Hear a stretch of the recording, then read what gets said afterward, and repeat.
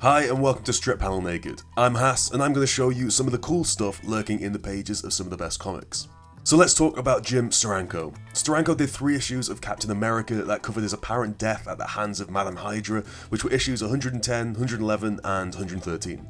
And there's some classic Steranko-isms at play in these issues, and specifically 2 things I wanted to talk about. So we're going to do it across split episodes. In this episode though, I want to talk through how Steranko uses staccato panels to create a specific rhythm through certain sequences, and what that does for the narrative and the reader responses in the sequences they exist within. Okay, so what I mean by staccato panels are these short, sharp beats of panels, like the very first ones we see in the story.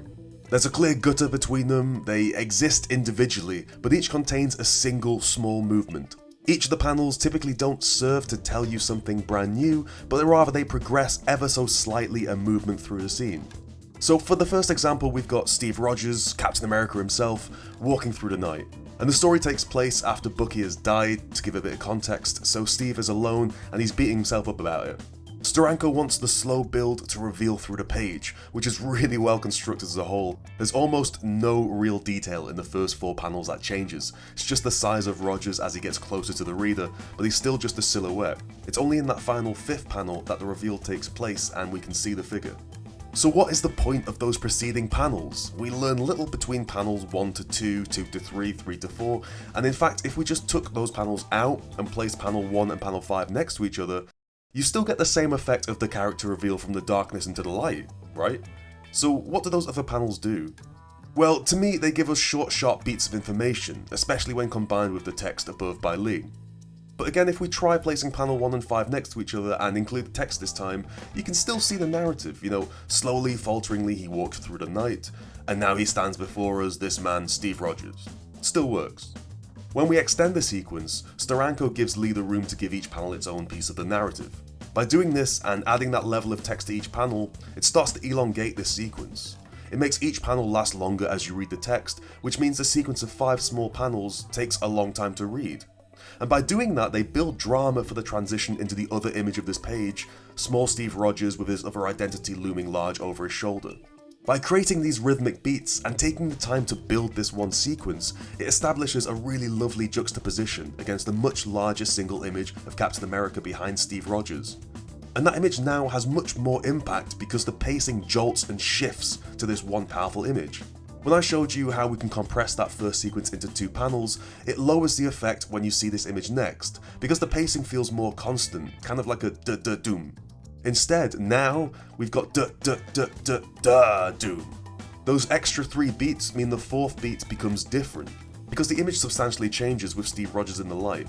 If there was just panel 1 and 5, then each image changes, so there's no constant rhythm built, it's just constantly shifting.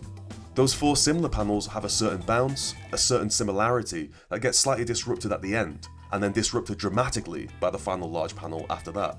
And not only is that incredibly satisfying to read because it's playing with a shifting system, it also works for the emotional core of the narrative. It allows the reader to wallow in the misery of Steve Rogers, with 4 panels that exist to tell us how lonely, sad, isolated and tortured he is. Panel 1 and 5 alone doesn't get the amount of detail, and doing this as one long panel with a bigger caption doesn't give you the same beat pattern, which means the big punch of the bottom panel is lost. You can see it's a really delicate balancing act. It's working not just as individual visuals, but as a whole tier and then a whole page. So each of those panels are separate, but they all work together to tell you something. And this is the key for Steranko and his staccato panels, because they all work to be setups for a bigger image, working to serve the reader. If we look a page later, you can see the example again. In the middle of the page is a sequence of panels that do a similar function, building a very particular rhythm, creating the sense that we're tumbling into something new. The panels are getting thinner and thinner and thinner, and having less and less dialogue as they proceed. And importantly, the visuals themselves focus on the same thing, but give you less and less to ingest with each subsequent one. We go from 9 words to 7 words to 6 words to 4 words, each balloon visibly smaller as the panels get smaller. It's got the sense of a racing heartbeat, a dum dum dum dum dum, pace getting quicker because the panel detail diminishes, the words diminish, the speed goes quicker. Once again, it's performing that same function. It's building a rhythm up to a bigger, more explosive panel by using a series of smaller staccato ones. And the panel below is the explosion. It's literally the arms of the Hulk ripping through the wall next to Cap. The dynamic of the page entirely shifts, suddenly the small close-up detail is juxtaposed with huge hands and a larger composition.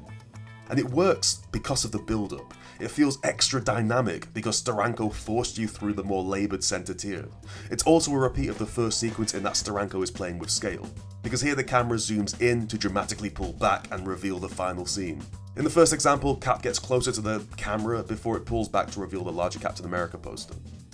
And it's this framing, mixed with the specific rhythm and juxtaposition, the staccato panels, that gives so many of Steranko's pages within these Captain America issues so much dynamism. It's not just telling you a story, but Steranko is choosing how he tells you that story to make it as exhilarating and fun and dynamic for the reader. And it all starts with these short, sharp, staccato panels. Thanks for watching. If you're a fan of Strip Panel Naked, you can support the show via Patreon, where your pledge gets you access to tons and tons of extra content every week. You can get my magazine at panelxpanel.com and find me on Twitter at HassanOE. Finally, hit subscribe and that notification button to keep up to date with all the latest episodes, and I will see you next time.